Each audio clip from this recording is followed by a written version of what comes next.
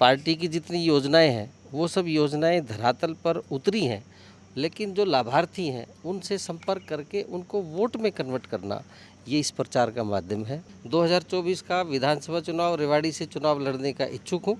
ये कार्यकर्ताओं ने कहा भी आपकी बारी होनी चाहिए, तो ये लगा दिया।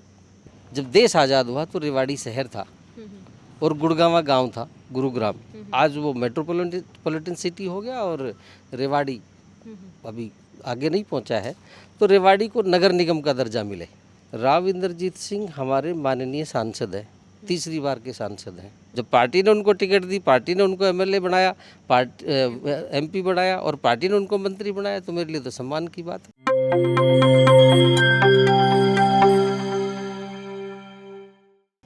नमस्कार, मैं हूं शैली शर्मा और आप देख रहे हैं एनजेपी हरियाणा।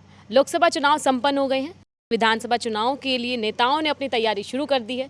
पहले हमने अरविंद यादव के प्रचार वाहन दिखाया था आपको, उनके बारे में बताया था कि उन्होंने किस तरह अपना प्रचार वाहन उतारा है, गाड़ी पे पोस्टर लगा के अपनी गाड़ियों को नया लुक दे करके उतारा है। आज हम इसी कड़ी में ई रिक्शा के जरिए प्रचार वाहन आपको दिखाने वाले हैं और आज हमारे साथ है सतीश खोला। सर, आपका स्वागत है हमारे चैनल पर। जी नमस्कार जी। सर बताइए, आपने प्रचार वाहन शुरू किया है, ई रिक्शा से टिकट की दौड़ में कितनी उम्मीद कर रहे हैं? 2019 में भारतीय जनता पार्टी का उम्मीदवार यहाँ से चुनाव हार गया था।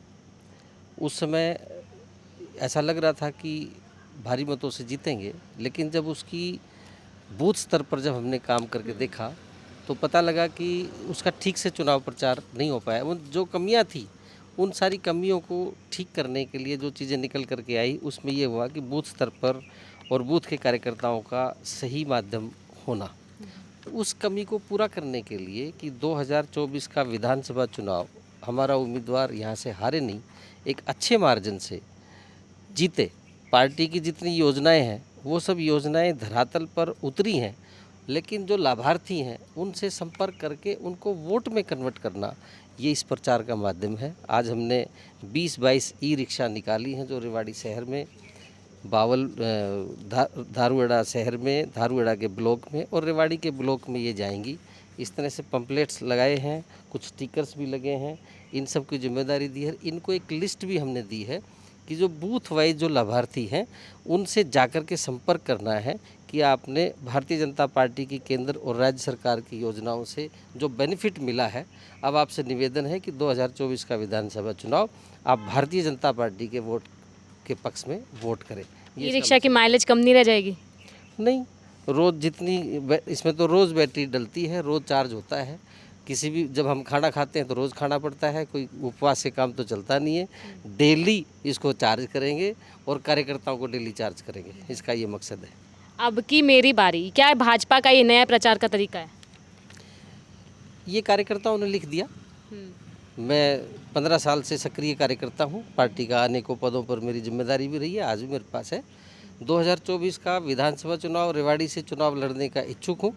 ये कार्यकर्ताओं ने कहा भी आपकी बारी होनी चाहिए, तो ये लगा दिया। इस प्रचार का ये माध्यम है, मैं समझता हूँ अच्छी बात है। अगर आपको टिकट मिल जाती है तो आपका क्या रोड मैप होगा आगे का? Road map Bharatiya Janata party का है। भारतीय जनता पार्टी जब भी चुनाव लड़ती है, चाहे विधानसभा का हो, चाहे नगर परिषद का हो, चाहे लोकसभा का हो, अपना एक संकल्प पत्र है। हम तो भारतीय जनता पार्टी के छोटे से कार्यकर्ता हैं, लिखा है भाजपा का छोटा सा कार्यकर्ता हूँ। हम कार्यकर्ता सरकार की योजनाओं को वोट में कन्वर्ट करने का भरसक प्रयास कर रहे हैं। इस चुनाव प्रचार का ये मकसद है। आप कभी कोई विकास कार्य के लिए आप काम करेंगे, उन कार्यों के बारे में बताइए कि आप क्या रोड मैप रखेंगे अपना? देखिए, रेवाड़ी विधानसभा से चुनाव लड़ने का इच्छुक हूँ, कई सालों से मैं काम भी कर रहा हूँ। रेवाड़ी जब देश आज़ाद हुआ तो रेवाड़ी शहर था और गुड़गांवा गांव था, गुरुग्राम। आज वो मेट्रोपॉलिटन सिटी हो गया और रेवाड़ी अभी आगे नहीं पहुंचा है, तो रेवाड़ी को नगर निगम का दर्जा मिले, ये मैं समझता हूँ। और जब नगर निगम का दर्जा मिल जाए तो उसकी मूलभूत सारी चीज़ें, सड़क, बिजली, पानी, वो सारी चीज़ उनके अनुसार ठीक हो जाती है। तो रेवाड़ी को नगर निगम का दर्जा मिले। रेवाड़ी में पंजाबी कम्युनिटी बहुत रहती है, लेकिन पार्टीशन के समय में जब देश आज़ाद हुआ तो ऐसे बहुत से लोग जो पाकिस्तान से आए वो यहाँ आए और रास्ते में ही बहुत से लोग चले गए। उनका भी कोई स्मारक, ऐसी बहुत सी चीज़ें हैं जिनको लेकर के हमने समय समय पर भी, जब हमारा नगर निगम का चुनाव था तो उसमें भी हमने 36 पॉइंट्स का एजेंडा निकाला था, उसको भी अभी थोड़ा रह गया है, उसको पूरा करना है। तो काफ़ी सारी चीज़ें हैं जिनमें अभी काम कर रहे हैं। सुनने में आता है आप पहले राव इंद्रजीत सिंह की कड़ी आलोचना करते थे, आप उन पर जमकर विरोध करते थे उनका, लेकिन आपने अपने पोस्टर में राव इंद्रजीत सिंह की फ़ोटो लगाई है, आप आशीर्वाद लेने का प्रयास कर रहे हैं, इस पर क्या कहेंगे?